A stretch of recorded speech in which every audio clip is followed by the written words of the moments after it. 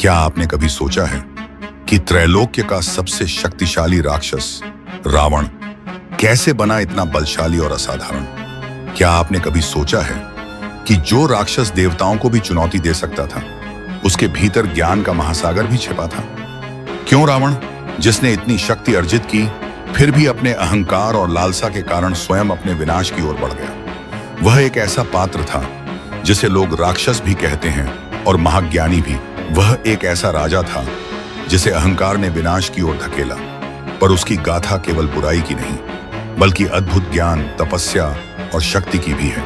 यह है रावण की रहस्यमयी कथा।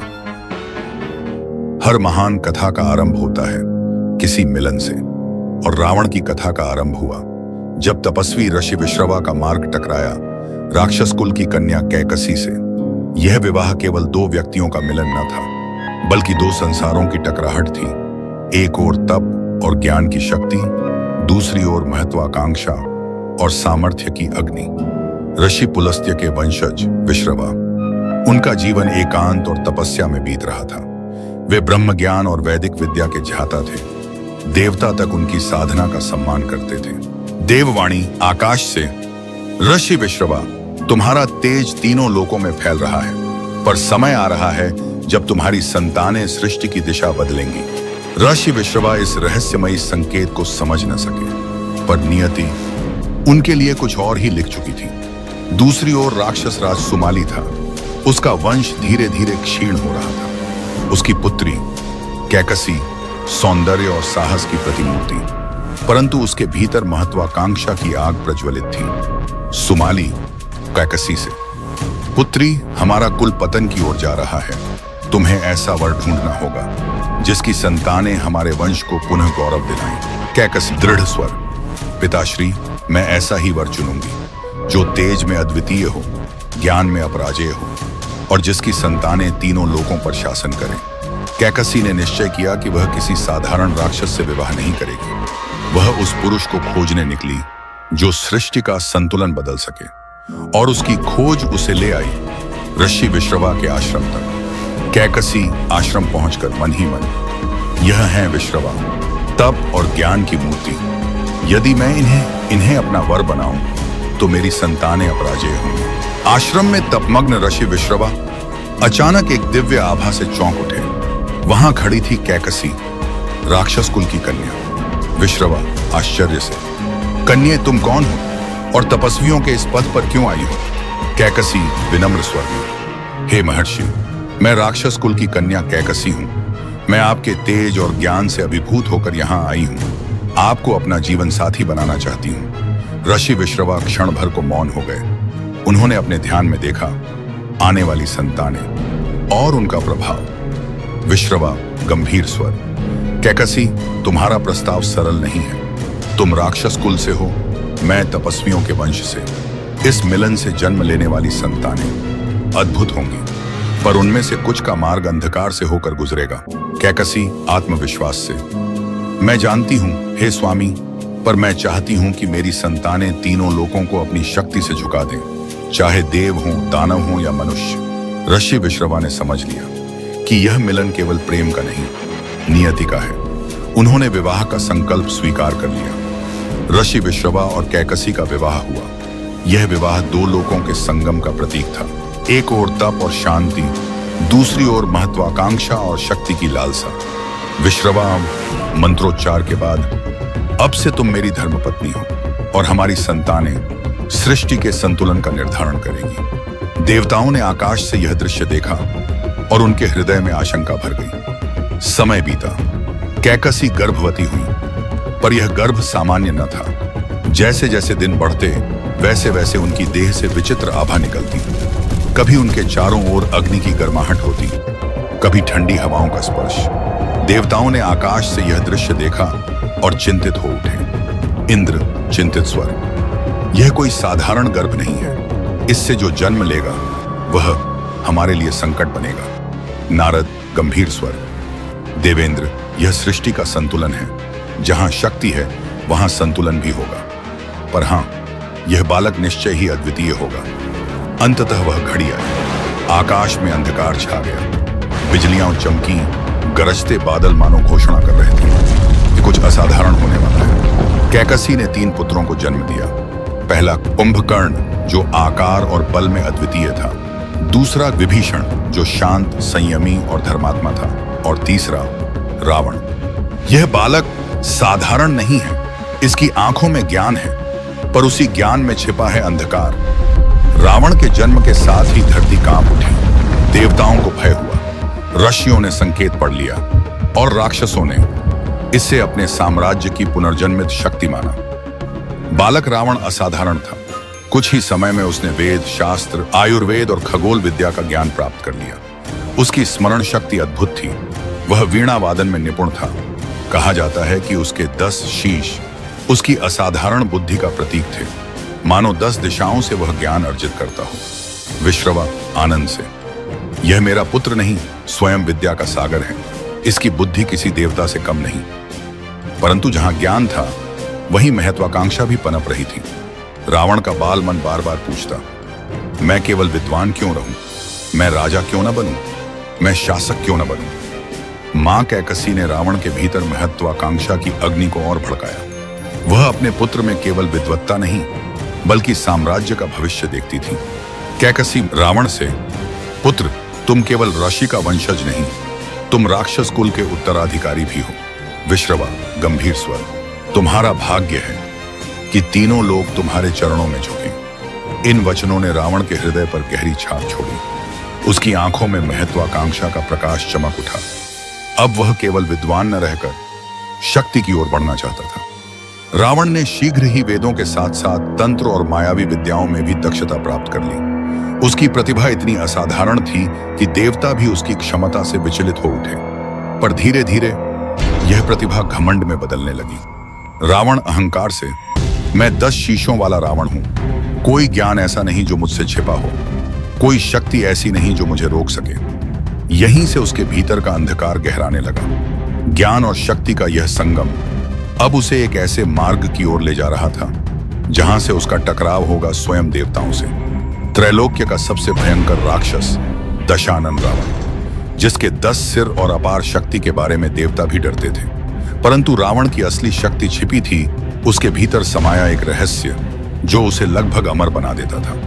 युगों तक जब रावण ने तपस्या की, उसने ब्रह्मा से वरदान मांगा कि उसे कोई भी मार न सके। परंतु ब्रह्मा धर्म और ब्रह्मांड के नियमों के अनुसार किसी को पूर्ण अमरता नहीं दे सकते थे। ब्रह्मा गंभीर स्वर में, रावण, मैं तुम्हें पूर्ण अमरता नहीं दे सकता। किसी न किसी रूप में मृत्यु तुम्हें प्राप्त होनी ही चाहिए। परंतु रावण के तप और भव्यता से प्रभावित होकर ब्रह्मा ने उसे एक विशेष वरदान दिया, एक अमृत, जिसे यदि सुरक्षित रखा जाए तो रावण लगभग असाध्य और अमर बन जाएगा। परंतु इसे नष्ट करने पर उसकी शक्ति खत्म हो जाएगी। रावण ने इस अमृत को अपने नाभि में छिपा दिया। यह अमृत न केवल उसके शरीर को असाधारण शक्ति देता था, बल्कि उसे सामान्य हथियारों से अजेय बना देता था। इसलिए युद्ध में उसे हराना केवल असंभव नहीं, बल्कि अत्यंत चुनौतीपूर्ण था।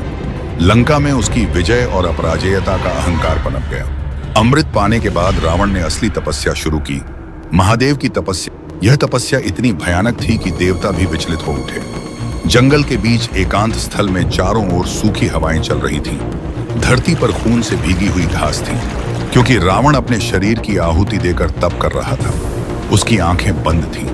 वह देह को भूल चुका था। सिर्फ एक लक्ष्य, सिर्फ एक आकांक्षा, अमरत्व और अजेयता की प्राप्ति। वह शक्ति चाहता था, वह वरदान चाहता था जो उसे संपूर्ण ब्रह्मांड का स्वामी बना दे। रावण गूंजती हुई दृढ़ आवाज में, नमः शिवाय, देवाधिदेव महादेव, मेरी तपस्या स्वीकार करो। मुझे वह शक्ति दो जिससे कोई मुझे रोक न सके। रावण का तप इतना भयानक था कि उसकी ऊर्जा से तीनों लोग कांपने लगे। देवता विचलित हो उठे। इंद्रासन पर बैठे देवराज इंद्र ने भयभीत होकर ब्रह्मा और विष्णु को पुकारा। इंद्र चिंतित, हड़बड़ाए स्वर, प्रभो, यह असुर, यह रावण, देखिए उसकी तपस्या, उसका संकल्प हमारे अस्तित्व को मिटा देगा। यदि उसे यह वरदान मिल गया तो न स्वर्ग बचेगा न इंद्रासन। देवता एकत्रित हुए। सभी ने देखा कि रावण अपनी तपस्या में देह को त्यागने को भी तैयार था। उसने अपने 10 सिरों को अग्नि में अर्पित करना शुरू किया। एक सिर 2 सिर, 3 सिर। रावण नहीं रुका, वह तप करता रहा। उसका रक्त जमीन पर गिरता और धरती कांप उठती, उसकी चीखें गूंजती और आकाश अंधकारमय हो जाता। रावण उग्र और भयानक स्वर में, हे महादेव, जब तक आप प्रसन्न न होंगे मैं अपने प्राणों की आहुति देता रहूंगा। मेरा संकल्प अटल है, मैं समस्त लोगों का स्वामी बनकर रहूंगा। देवता भयभीत थे, इंद्र का हृदय कांप उठा। अग्निदेव स्वयं तप की ज्वाला को सहन न कर सके। यह तपस्या अब ब्रह्मांड के संतुलन को तोड़ने वाली थी।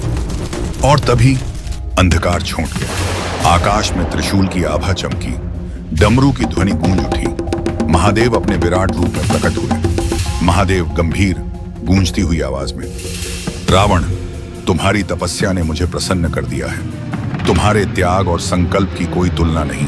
मांगो जो भी वरदान चाहते हो। रावण रक्त रंजित किंतु गर्वीले स्वर में, हे प्रजापिता, मुझे अमरत्व दो, मृत्यु मेरे निकट कभी ना आ सके। महादेव मुस्कुराते हुए किंतु गंभीर, नहीं रावण, अमरत्व किसी को भी प्राप्त नहीं। रावण हर्ष और महत्वाकांक्षा से भरा स्वर, ठीक है तो प्रभु, मुझे ऐसा वरदान दीजिए कि देव, दानव, यक्ष कोई भी मुझे मृत्यु न दे सके। मुझे ऐसा बल दीजिए कि मैं संपूर्ण लोकों पर शासन कर सकूं। मुझे अपराजेय बना दीजिए। महादेव ने रावण को वरदान दिया, परंतु साथ ही उन्होंने यह भी कहा, रावण, तुम्हारा अंत मानव के हाथों होगा, क्योंकि तुमने मनुष्य को नगण्य समझकर उसे अपनी प्रार्थना से बाहर रखा। याद रखना, यह वरदान तुम्हें शक्ति देगा, परंतु साथ ही तुम्हारे विनाश की राह भी खोलेगा। रावण हंस पड़ा। उसे लगा, मनुष्य, ये तुच्छ प्राणी मुझे कैसे मार पाएंगे। और इस प्रकार रावण को प्राप्त हुआ वह वरदान जिसने उसे बना दिया त्रिलोक का सबसे भयानक आतंक। त्रैलोक्य के सबसे कठिन तपस्वी भगवान शिव, जो कैलाश पर्वत की शीतलता और तपस्या में लीन थे, उनकी साधना और शांति के बारे में सभी जानते थे। लेकिन उनकी पत्नी पार्वती माता यह कठोर तपस्वी जीवन और हिमालय की ठंडी हवाओं से थक चुकी थी। पार्वती माता ने विनम्रता और प्रेम से शिव से अनुरोध किया, प्रिय महादेव, हमें भी गृहस्थ जीवन का सुख अनुभव करना चाहिए। हमें कोई सुंदर और सुरक्षित निवास दें जहां हम सुखपूर्वक रह सकें। भगवान शिव, जो अपने अहंकार और तपस्या में पूरी तरह से अलग थे, घर बनाने और गृहस्थ जीवन के विचार से अनजान थे। परंतु पार्वती माता के अनुरोध और प्रेम को देखते हुए उन्होंने सहर्ष यह निवेदन स्वीकार किया। त्रैलोक्य में एक सुनहरा नगर खड़ा हुआ, स्वर्ण लंका, जिसे इस लोक के महान वास्तुकार विश्वकर्मा ने बनाया। रावण, विद्वान ब्राह्मण और पुरोहित स्वर्ण लंका के गृह प्रवेश यज्ञ का संचालन करने के लिए आमंत्रित किया गया। लेकिन जब रावण ने यह नगर देखा, उसकी आंखों में लालसा और वासना की आग जल उठी। उसने मंत्रोच्चारण किया, यज्ञ संपन्न किया और नगर के वैभव की प्रशंसा की। अब बात आई दक्षिणा की, जो साधक के लिए उनके श्रम का पारिश्रमिक होता है। रावण ने अपनी हठ धर्मी और अहंकारी प्रवृत्ति के अनुसार कहा, हे महादेव, इस भव्य निवास का निर्माण किया गया है मेरे वेद, मंत्र और यज्ञ संचालन का पारिश्रमिक, इसीलिए मेरी दक्षिणा होनी चाहिए स्वयं ये स्वर्ण लंका। सभी उपस्थित लोग स्तब्ध रह गए। यह ऐसी अद्भुत और असाधारण मांग थी जिसकी किसी ने कल्पना भी न की थी। भगवान शिव अपने प्रेम और दया से प्रभावित होकर रावण की इस असाधारण मांग को स्वीकार कर दिया और इस प्रकार स्वर्ण लंका रावण को दक्षिणा के रूप में प्रदान की गई। परंतु रावण का अहंकार किसी सीमा का परिचायक नहीं था। शिव के परम भक्त नंदी इस अहंकार से क्रुद्ध हो उठे। उन्होंने श्राप दिया, हे रावण, यही तुम्हारा प्रिय स्वर्ण लंका एक साधारण वानर द्वारा राख में बदल दी जाएगी। रावण ने इस चेतावनी की परवाह नहीं की। वह अपने वैभव, शक्ति और धन में मग्न हो गया। शिव अपने तपस्वी और शांत स्वभाव में लौटते हुए कैलाश पर्वत पर चले गए और रावण अब स्वर्ण लंका का स्वामी अपनी शक्ति और वैभव में मग्न हो गया। कुछ वर्षों बाद हनुमान, वह वानर देव जो सीता माता की खोज में निकले थे, ने अपने प्रचंड क्रोध से रावण के स्वर्ण लंका को पूरी तरह जला दिया। और इस प्रकार रावण का भव्य नगर, जिसे उसने स्वयं को पुरस्कार मानकर प्राप्त किया था, हनुमान के प्रचंड साहस और नंदी के श्राप के कारण खाक में बदल गया। इस घटना ने रावण को चेताया कि अहंकार और लालसा चाहे कितनी भी भव्यता के साथ हो, अवश्य विनाश की ओर ले जाती है। मिथिला नगरी एक ऐसा क्षण आने वाला था जिसे आने वाले युगों तक स्मरण किया जाएगा। जनकपुरी में सज चुका था भव्य मंडप। राजा जनक ने कन्या सीता के स्वयंवर की घोषणा की थी। शर्त थी, जो भी शिव धनुष पिनाक को उठाकर प्रत्यंचा चढ़ाएगा वही बनेगा सीता का पति। चारों ओर से नरेश और राजकुमार आए थे।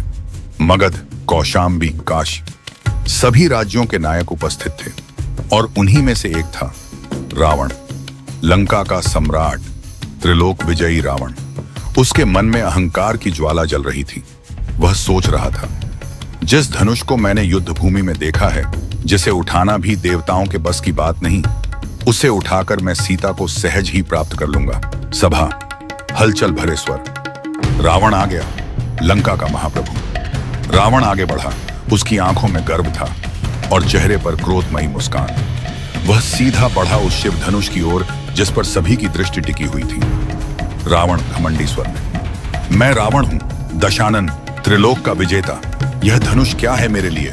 देखो, मैं इसे अभी उठाकर दिखाता हूं। उसने दोनों हाथों से धनुष को पकड़ा। उसके चेहरे पर तनाव उभर आया। उसकी भुजाएं फड़क उठी। उसका शरीर कांपने लगा। उसने पूरी शक्ति लगा दी, पर धनुष जरा भी नहीं हिला। सभा में राजा हंसते हुए, अरे ये तो हिला भी नहीं पाया। दूसरा व्यंग्य भरे स्वर में, त्रिलोक विजेता धनुष भी नहीं उठा सका। रावण के चेहरे पर अपमान की आग जल उठी। उसकी आंखों में खून उतर आया।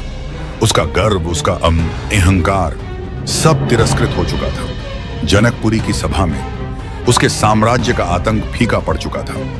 रावण क्रोध से दहाड़ते हुए, चुप रहो, तुम सब मुझे अपमानित कर रहे हो। याद रखना, यह रावण किसी को क्षमा नहीं करता। परंतु सत्य यह था, रावण अपमानित हो चुका था। वह जलती आंखों से सभा को देखता रहा और अब उस क्षण का आगमन हुआ था जिसका इंतजार पूरी मिथिला कर रही थी। अयोध्या के राजकुमार, श्री राम का प्रवेश, श्री राम का कदम शांति और शक्ति का प्रतीक था।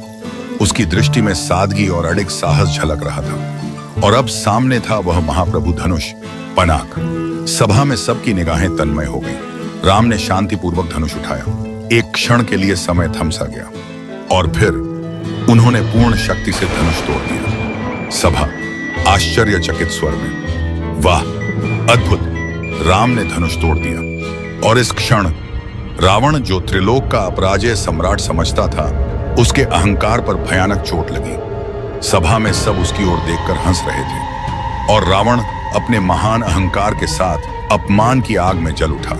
रावण क्रोधित और शर्मिंदा स्वर में, यह संभव नहीं, यह धनुष मेरे हाथों में ही टूटना चाहिए था। कैसे यह राजकुमार इतनी सरलता से इसे तोड़ सकता है? सभा में लोग हंस पड़े और रावण, जो हमेशा अपने साम्राज्य, शक्ति और वरदान पर गर्व करता था, उसका चेहरा लाल हो गया। उसका अहंकार ठेस पहुंची।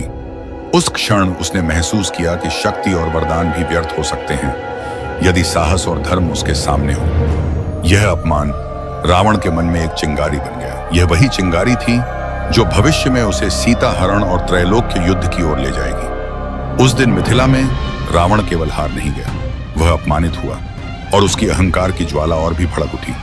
यह रावण के विनाश की शुरुआत भी थी, एक ऐसे विनाश की जो त्रैलोक्य के संतुलन को हिला देगा।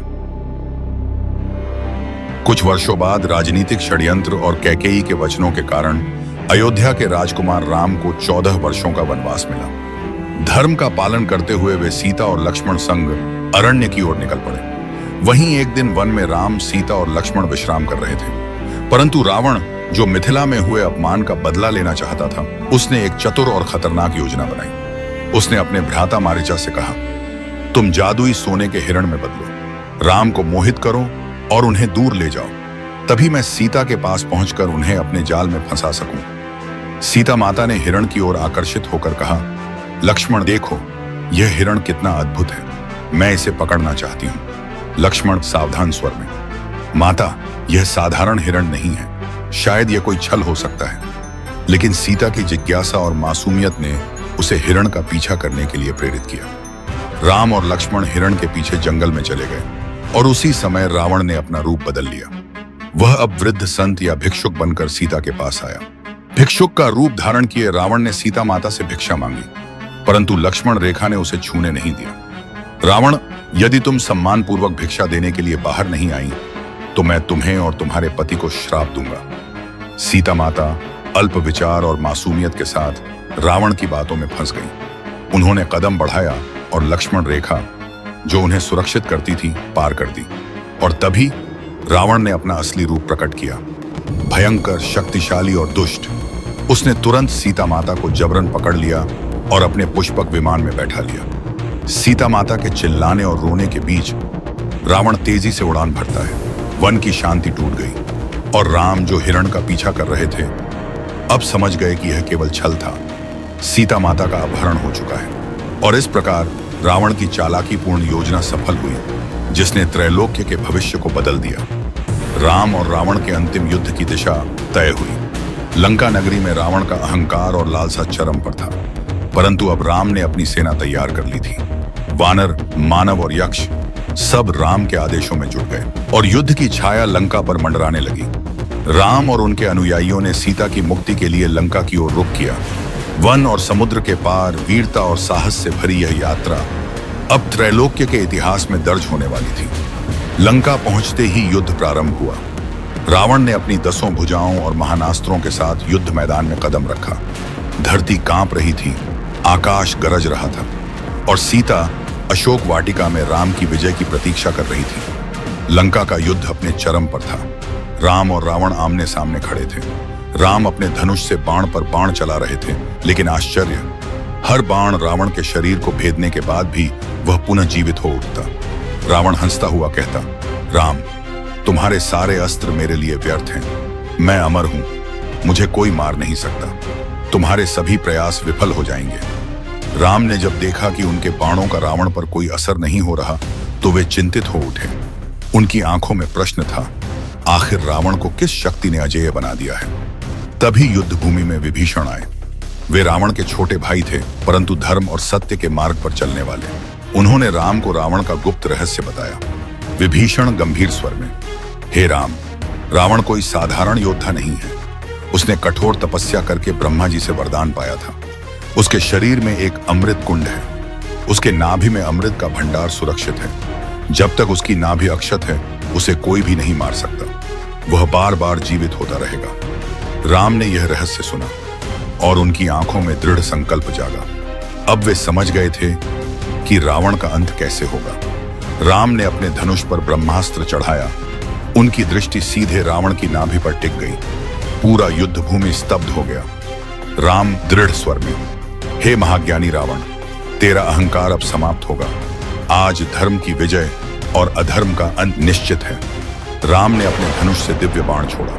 बाण वज्र की तरह गरजता हुआ गया और सीधे रावण की नाभि में लगा। क्षण भर में रावण का अमरत्व भंग हो गया।